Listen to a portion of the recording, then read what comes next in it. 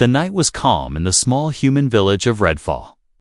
The wind moved through the trees, the river flowed quietly, and the stars shined above like tiny lamps. No one knew that everything was about to change forever. No one knew that war was coming. Miles away, deep inside an old farmhouse, a man named Evan Carter was finishing his work. He was a simple human farmer. He didn't have strong muscles, powerful machines, or any special skills. He only had his fields, his tools, and his peaceful life. Evan liked simple things. He liked waking up early, feeding his animals, and watching the sun rise over his land. But tonight, something felt wrong as he walked outside. Evan felt a strange vibration in the ground. It was soft at first, like a distant drum. Then it got stronger. The chickens started running around in panic. The cows in the barn began to cry loudly. Evan looked at the sky. A bright blue flash tore across the clouds. It was not lightning. It was not a plane. It was something he had never seen before. The flash grew bigger and bigger until the entire sky turned blue. Then it came. A massive shadow appeared above the village. It was a huge metal ship, bigger than the school building, bigger than any factory Evan had ever seen. Its surface glowed with strange symbols that looked like they were alive. Blue flames came out from its engines as it slowly descended from the clouds. Evan froze.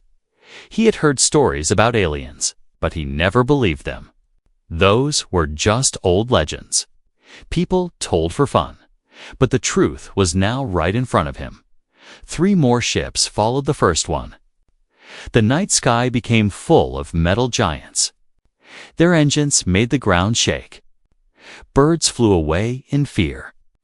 Dogs barked and ran into their homes. Evan whispered to himself, "This can't be real." But it was real. The first alien ship landed in the middle of the village. A bright beam of light shot down from the bottom, and the ground cracked under the pressure. The houses near the landing site shook violently. Then the aliens came out. They were tall, at least 8 feet high. Their skin looked like metal, and their red eyes glowed in the darkness. They wore heavy armor with sharp spikes and carried weapons that hummed with energy. One of the aliens spoke in a language Evan didn't understand. It sounded cold and mechanical. But then a small machine on its chest translated the words into English. "All humans will surrender. This land belongs to the Korgoth Empire now." Evan's heart raced. What empire? Why here? Why now? The villagers began screaming. Doors slammed shut. Lights turned off. Everyone tried to hide, but the aliens were not here to negotiate. A commander walked forward. His armor was darker, and his eyes glowed brighter. He raised his hand, and a weapon formed from his armor, like liquid metal. He fired a line of blue. Energy shot across the street and hit a wooden house. The house exploded into pieces. Flames rose into the sky. People screamed louder. The aliens marched forward, destroying everything in their way. Evan ran toward the village, trying to help anyone he could. But he could only hide behind a broken wall as more houses were destroyed. He felt useless. But then, he heard something, a child crying. Evan looked toward the sound and saw a small boy trapped under a fallen wooden beam. The child was screaming and trying to move the heavy wood, but he was too weak. The aliens were getting closer. Evan didn't think. He ran. Even though his legs shook and his hands trembled, he pushed the beam with all his strength. The beam didn't move at first. Then he pushed harder, and finally it rolled off to the side. The boy crawled out, crying and shaking. Evan picked him up. "Are you hurt?" he asked.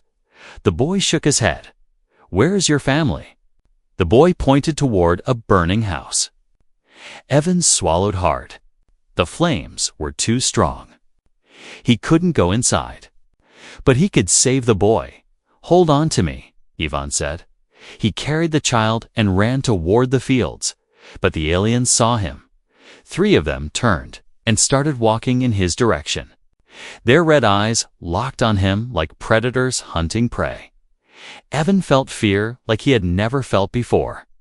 He wasn't a soldier. He wasn't a fighter. He was just a farmer, but the child in his arms cried louder, and Evan knew he couldn't stop. He ran into his wheat fields. The golden plants brushed against his legs. He knew this land better than anyone. Maybe he could hide here, but something else happened. As soon as Evan stepped into the center of the field, the ground glowed. A golden light spread under his feet. The stalks of wheat shimmered like they were alive. The aliens froze. They looked at their scanners, confused. One alien said, "Energy reading detected." Unknown human technology. Technology. Evan had no idea what they meant. He only knew that the ground beneath him felt warm, as if something powerful was buried deep below, something ancient. The alien commander stepped forward and raised his weapon. Evan held the boy tighter. The commander said, "Capture the human. He is the key." Key. Key to what? Before Evan could think more, the golden light shot upward like a beam. A shockwave blasted outward, pushing all the aliens back. They crashed into the ground, weapons flying from their hands. Evan stood frozen. The child stared in shock. The field was glowing brighter and brighter. The air around him hummed with strange energy. Evan looked down. The soil cracked beneath his feet, revealing a strange object covered in symbols, a stone, glowing the same golden color. He did not know what it was. He did not know how it worked, but one thing was clear. The aliens were not here for humans. They were here for this power under Evan's farm. And now? They knew that Evan could activate it. The alien commander got up, furious. His armor reformed around his arm, turning into a massive blade. He pointed it at Evan and roared.